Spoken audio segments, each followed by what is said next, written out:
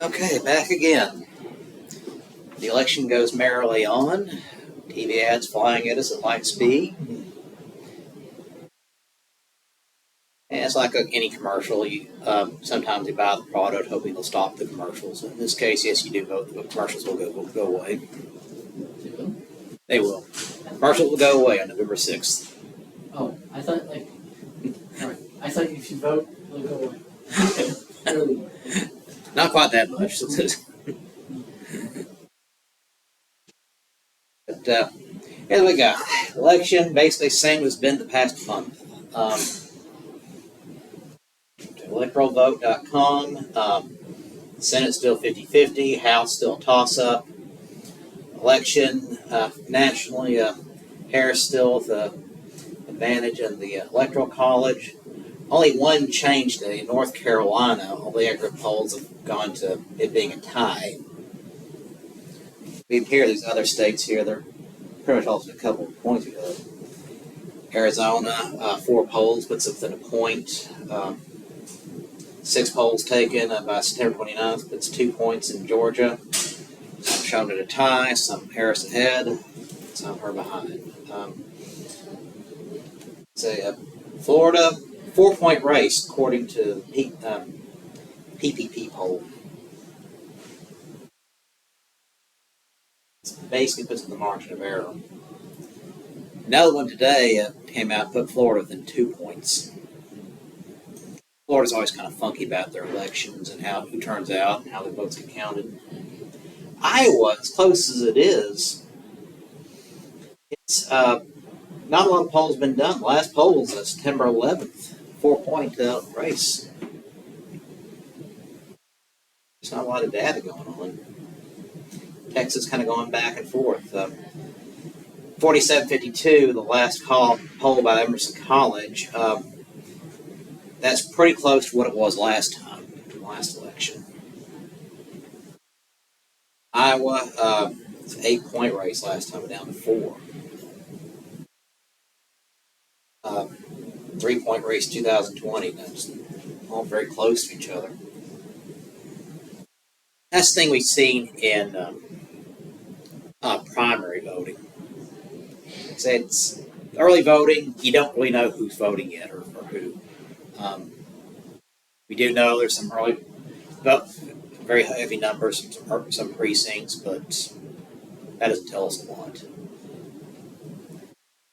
The only thing we can know, polling is just a guess, but the real number data we do have is from primary results, and that shows that there's really been no major shift in voting patterns so far this year. It's a lot like 2020, but it's going to come down to who's going to show up to vote. Nothing that made the change. No, it really didn't. In fact, they got an article here on electoral votes kind of talks about that.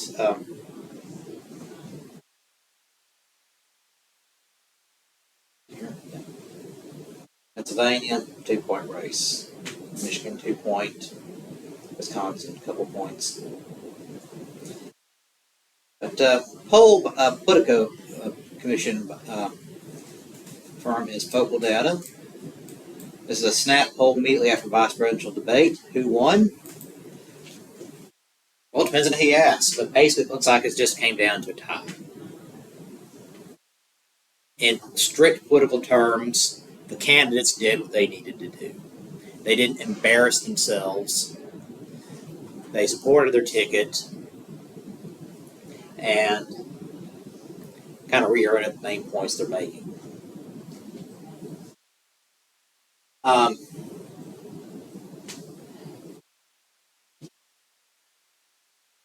Like I said, the winner from this poll didn't watch.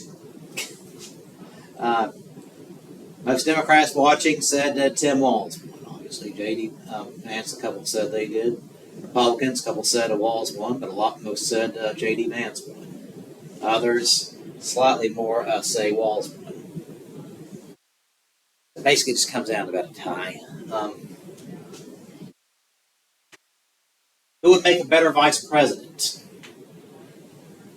Well, Democrats, they obviously think that Tim Walz would make up at 92%. J.D. Vance 5%. 6% don't know. They don't know. It's either they don't want to say, or um, they just don't want to admit it to anyone, or sometimes they just kind of get caught on the spot and just don't like answering questions. But generally, in any election, you'll see about 4 or 5% of partisans go for the opposite party. That's very common. Usually no more than 5. It's more than 5, say 10%. That means something very serious is going wrong with that party's candidate. If a bunch of people are jumping ship from one. And of course, we're assuming these people are telling the truth when they say what party they belong to. That's the one thing about polls you guys got to remember. You're always assuming they're telling you the truth. Like I say, it's like this census they took in England a bunch of years ago. They asked, one of the questions on the English census was, what's your religion? They got a very large number of people who said Jedi. I kid you not. Very, very subtle British sense of humor. Anyways, Republicans, 91% said Vance, 92% Democrats, but only just a handful percentage was saying the other guy. The others mostly saying Walz. So basically, kind of a wash. I say in vice presidential debates, unless there's something really weird happens, they usually don't disrupt the race that much. And that's basically what both campaigns want. They really didn't want anything kind of disrupted much.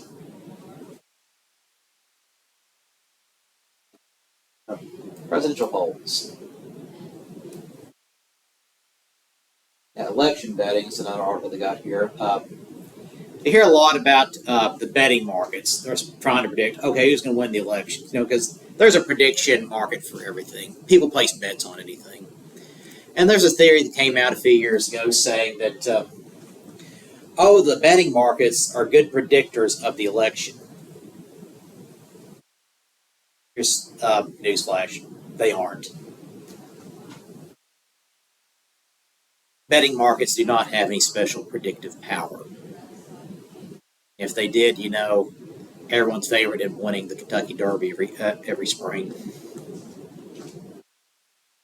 There'd be no point in betting for the Super Bowl because everyone's favorite team is going to win. So it just doesn't work like that. And this time of year, you'll have this close to election. You'll always have these kind of weird things predicting. If this happens, then this is going to happen. It used to be like, say, so goes Maine, so goes the nation. It's what they call bellwether state. If the state votes a certain way, then the rest of the country will go that way. But that's not necessarily true. Maine hasn't really been a bellwether in a long time. Delaware was for a bunch of years, but it hasn't been in a long time. Florida was for a bunch of years, really isn't anymore. But betting markets aren't.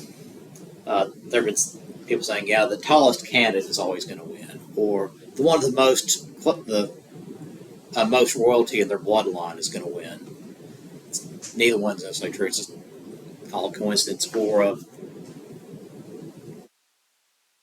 a ticket where the presidential candidate's name is longer than the vice presidential candidate's name. That's the ticket that always wins. Not necessarily.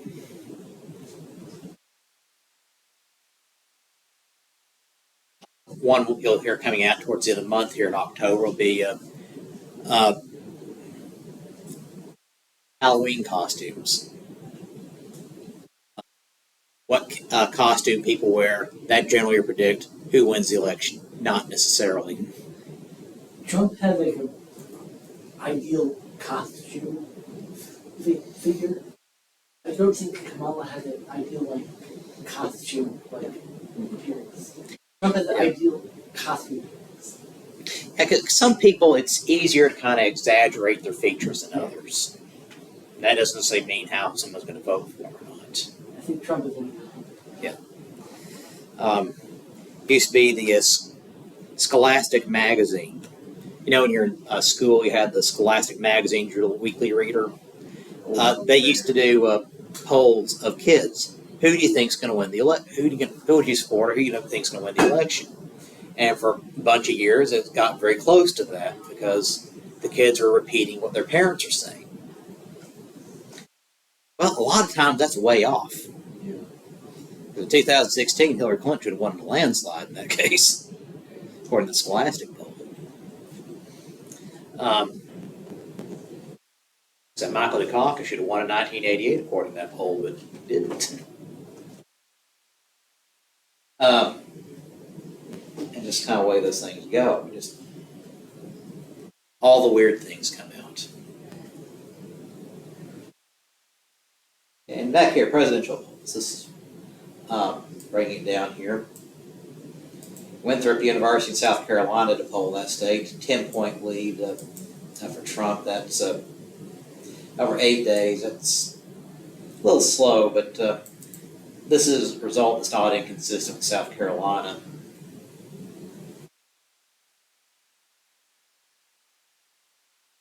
Actually, it went for 12-point swing in 2020. Again, not a lot of difference so far. Oh, the presidential debate. They had a focus group. No real change in this one they had here for Washington Post. CNN had one. Said a couple of people said they went for Harris, but not a lot of real difference. Virginia still fairly wide lead. Very close in Wisconsin for these two polls. 4-point lead for Marquette Law School. Cook, how about the Clip Political Report? That's an interesting if you like politics and political science. Senate polls. Everyone's looking at the main polls in the swing states, the 7 swing states. Democrats, in these cases, according to these polls, like I said, they're pretty comfortable leads. Ruben Gallego, congressman is running for Senate, an open seat. Carrie Lake, she'd been a news TV reporter and ran for governor in 22. Gallego's a pretty comfortable lead. Melissa Slotkin, congresswoman in Michigan, lead over Mike Rogers. Incumbent Senator Jackie Rosen, pretty comfortable lead in Nevada. I suspect to be a pretty close race, but it's got to be pretty wide, pretty far ahead. New York, again, almost 20-point lead for Kristen Gillibrand. That's not unexpected. Pennsylvania, Bob Casey's like a 4-term senator. Everybody knows who Bob Casey is in Pennsylvania. His dad was governor. Everybody knows the name Casey. And that's part of the campaign. Have the name out. Everybody knows who you are. Versus McCormick, businessman from Connecticut, moved to Pennsylvania to run for this race. Fairly wide race. Pretty close race in Wisconsin. Tammy Baldwin, she's incumbent over Eric Hogda.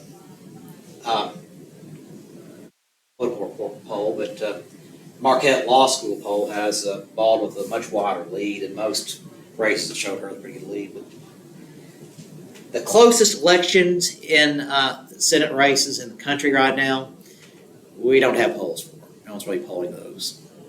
There's one a couple of days ago said that independent running in Nebraska is 4 points ahead of the Republican.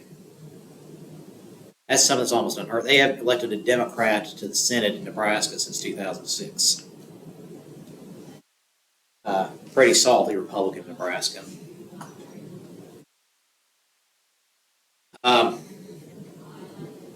The race in Texas was then just a couple of points. Florida, so like 3 or 4 points. Montana, something like 3 or 4 points. Brings us to our next item here. A couple of different sites here. Talk about who's going to win what. This one's called Race to the White House, or racetothewh.com. And this is just their guesses on it. Now, their guess is the Republicans are going to take the Senate. There are a couple really close races like Ohio and Montana. They're expecting them to Republicans to take those. Got here.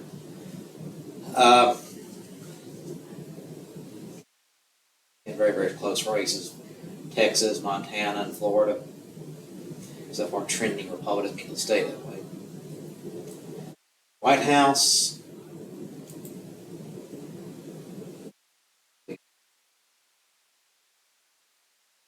Chance to win the election, they say they're putting their bets on Kamala Harris. Electoral votes, they're saying 284 to 253.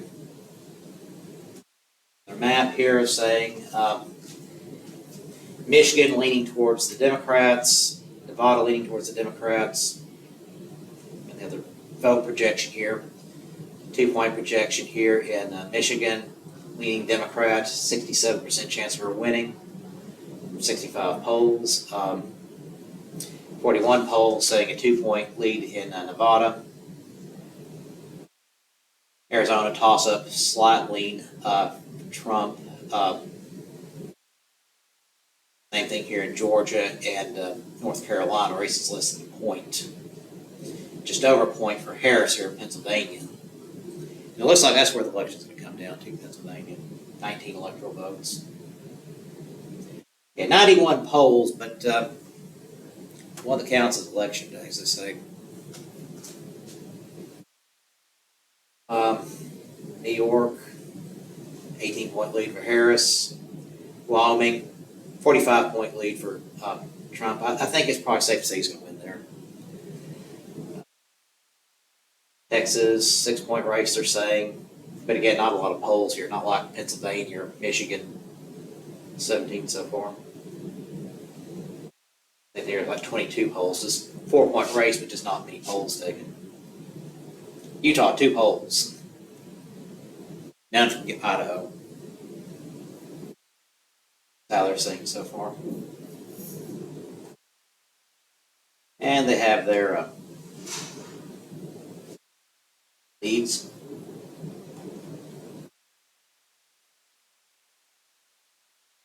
Down here, you take to their election polls. Or we can simulate election now. What's that going to look like? No ads. I don't want ads. I don't like ads.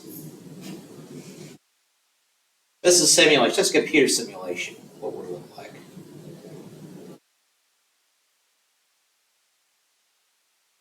That's their guess.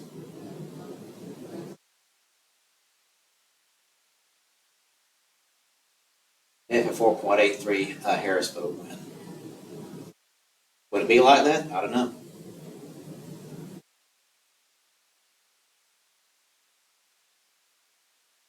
Press the play button. Here we go.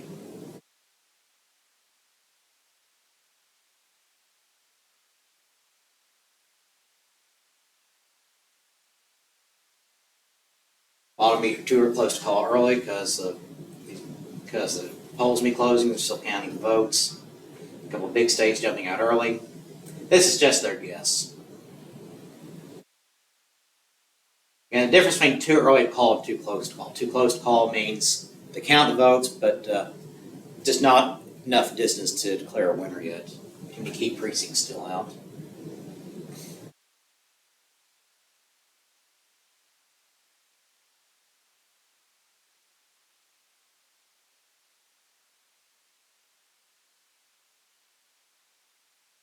If we may know the winner by 10 o'clock, we may know the winner by the following Tuesday. Either one. Yeah, that's their guess. Something to play with.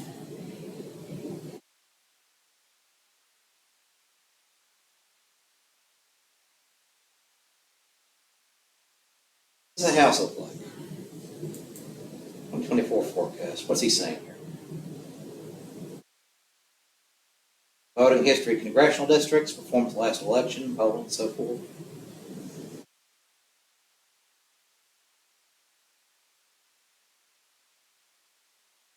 They say Democrats projected to win the majority. That's their guess.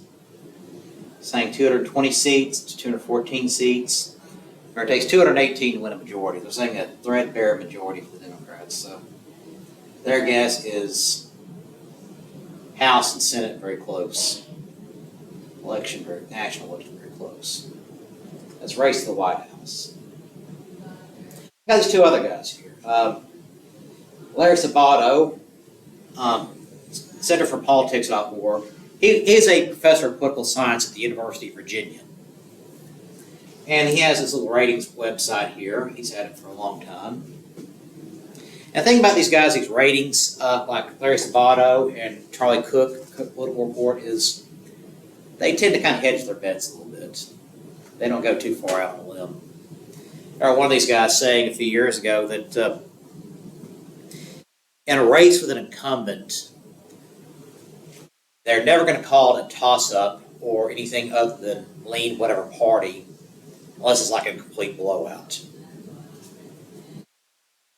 Because their experiences are something called the incumbency effect. That is, the incumbent, the guy who's in office already, they have a little bit of a built-in advantage. They want to keep that advantage in their ratings. The Electoral College ratings changes, not a lot of changes over this race, the last couple months. Last big one, September 25th, a few days ago. Nebraska, too, because Nebraska votes by congressional district. It's the Omaha area. It goes from leans Democratic to likely Democratic. One poll there had Harris up by like 10 points in Omaha. Last one before that, according to Sabato, was August 20th. North Carolina goes from leans Republican to toss-up, and it has been a toss-up in pretty much every thing so far. I think one before that was August 7th. Georgia from lean Republican to toss-up. New Hampshire from lean Democratic to likely Democratic. Minnesota from lean Democratic to likely Democratic. So click here on President. What's he got for us? Pretty much what everyone else is saying right now. He hasn't changed the ratings for Iowa. It still seems pretty safe because it's more than 10-point win for Trump last time. But polls showed a lot closer, but not a lot of polls have been taken. So not enough for Sabato to change that rating. So for him, it comes down still to these 7 swing states. 1, 2, 3, 4, 5, 6, 7.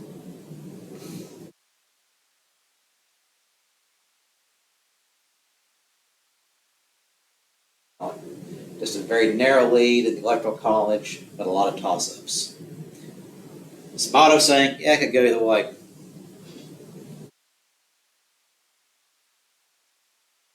Senate, what's he saying here? Senate races are in these. Democratic incumbents are here in blue, independent incumbents in green. These two happen to go with the Democrats. Angus King, former governor of Maine, talks to Democrats. Bernie Sanders, former congressman, former mayor of Burlington, Vermont, talks to the Democrats. This lady here, Kristen Sinema, she's not running for re-election, but she switched from Democratic to Independent. Actually went from Green Party to Democrat to Independent. Now she's leaving. The rest of these here, it's a little part of the country, Republican. So what do we got here? What's he saying? Of the major races, Vermont, Maine, pretty safe.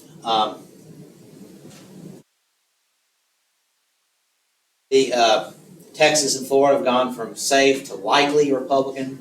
May shift that to lean. They don't know yet. Nebraska special election. That one's safe Republican. But the other one, the guys that independents ahead, has that as likely. Again, because incumbent, running against an incumbent. That gives them a point, this scale in their favor. Lean Republican, Montana race. These other races here, Pennsylvania, Michigan, Wisconsin, Nevada, Arizona, pushing that towards lean Democrats. Doesn't mean the Republicans can't win it, but right now it's the Democrats' favor. Ohio seen as toss-up. Governor, not a lot of governor's races during an election year. But again, pretty much what you'd expect. Montana, North Dakota, Utah, pretty safe Republican. West Virginia, safe Republican. North Carolina, likely Democrat. Open seat there that year. The incumbent is term limited, Roy Cooper. The lieutenant governor is running on the Republican side. He's pretty much self-destructed. They found his browser history. The Attorney General, Josh Stein, is the Democratic candidate. Delaware governor, safe Democrat. New Hampshire, this is the only real close governor's race this year. They run every 2 years. The incumbent, who had been a Republican, is stepping down. It's a very close race between the Democrat and Republican. Even though New Hampshire tends to vote Democratic on the federal level, for Congress, Senate, and President, a lot of the local level is still Republican. I would say it's more moderate Republican. The political parties don't always line up on the state and federal level. You'll see that with Canadian politics too. Vermont, the same thing. Probably one of the most democratic states in the country, but they have a Republican governor because he's very moderate, goes out of his way not to upset people, and is a competent administrator. So, every 2 years they runs there, and it's actually fairly has a fairly comfortable lead ratings in the polls at this point. House of Representatives.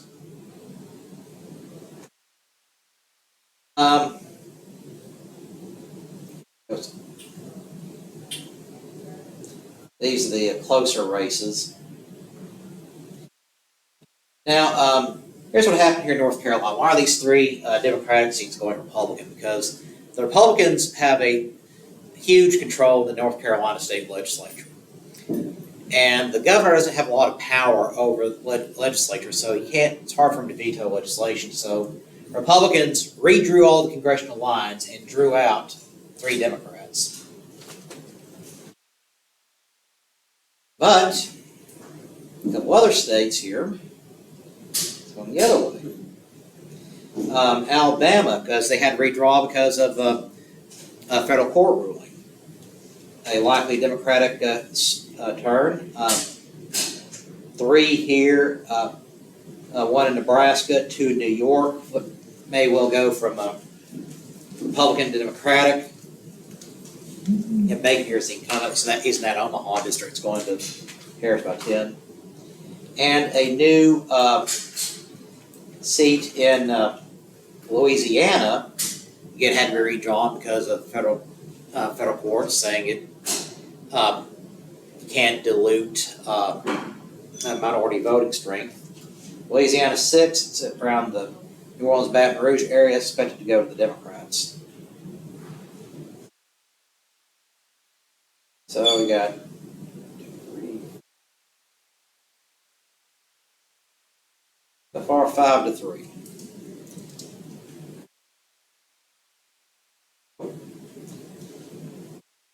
Total rated safe, likely or lean, Republican 211. Rated safe, likely or lean, Democratic 206. A lot of them they just don't know. A lot of these things, these House races, 435 House races, you can't do polls in all of them. Now the individual congressmen will be doing their own polling, but those aren't considered reliable for newscasts or polling firms like Sabato, because those are always very heavily tilted toward one candidate. A lot of these firms will tell the candidates what they want to hear. Or if they're not saying what they want to hear, they're sure not going to release them to the public. So a lot of this we just don't quite know yet. Actually, a lot of lean toss-up seats. Republican, California, it's redistricting there. 2 in Arizona. Another one in New York. 1 in Oregon. It's always been very close. Oregon 5. Democrats, same thing.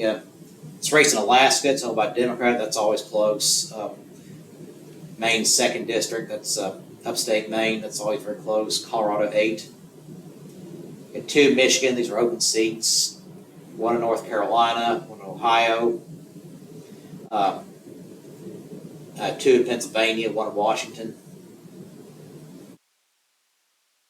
So it's a couple of these states like this, kind of keep an eye on. Keep your eye on the congressional race, particularly New York and Pennsylvania, but also California and Arizona. Because you may think California, the Democrats usually only like 20 or 30 points. Yeah, on the statewide level, but there are a lot of little pockets of California that are very conservative, like the outer suburbs, outside between Los Angeles and San Diego, the inland valley areas towards Northern California and the border with Nevada. Very rural, they tend to be more conservative. They don't have the population or the fame like Los Angeles, San Francisco, San Diego, but so they're there. They vote. There are a lot of people still living out there. Okay, that's Sabato's crystal ball. And he's saying it could go either way. He's really going out on a limb there. Charlie Cook. Here's what he's got here. This is cookpolitical.com.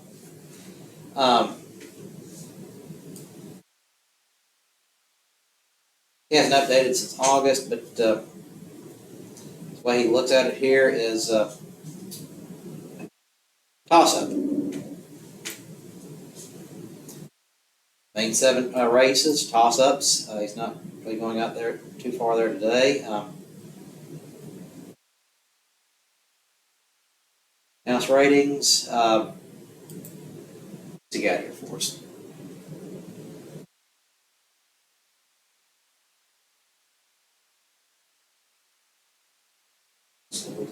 Yeah, yesterday, the other day.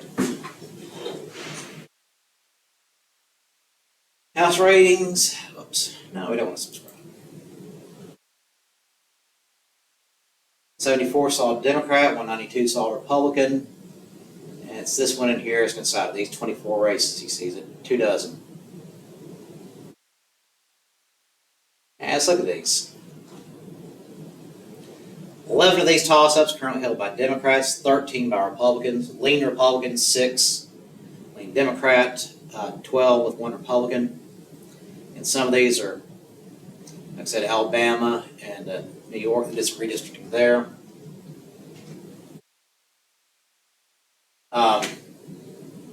But again, these 2 races in Arizona, Arizona won. They've always been fighting over that one. It's always a close race. California, 5 here. Nebraska, New Jersey, 7. He's putting 3 here in New York, 4th, 17th, and 19th. And Oregon, 5. Washington, 3 back here on the Democratic side. 2 here in Pennsylvania, 7th and 8th district. Ohio, 1. New Mexico, that 2nd district's always kind of close. It's the rural districts away from Albuquerque, Santa Fe. North Carolina, 2 in Michigan, back to Colorado and Maine. And you'll see these guys pretty much agree in a lot of these races. See on the lean side.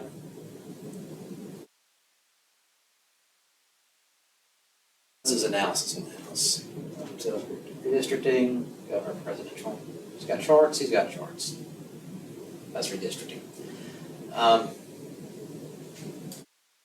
That's why redistricting went to 22 after the last census, basically.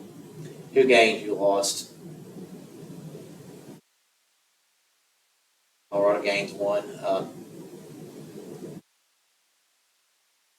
So on and so forth. No seat changes. Also 1 in Michigan. Not a lot of changes there. Senate. That's Mr. Cook say about the Senate here. He's so far saying the Democrats are going to win that. And we're still not subscribing. Lean Republican. Thinks that Montana may go Republican. Michigan's, Ohio seen as toss-ups. Lean Democrat, Arizona, Nevada, Pennsylvania, Wisconsin.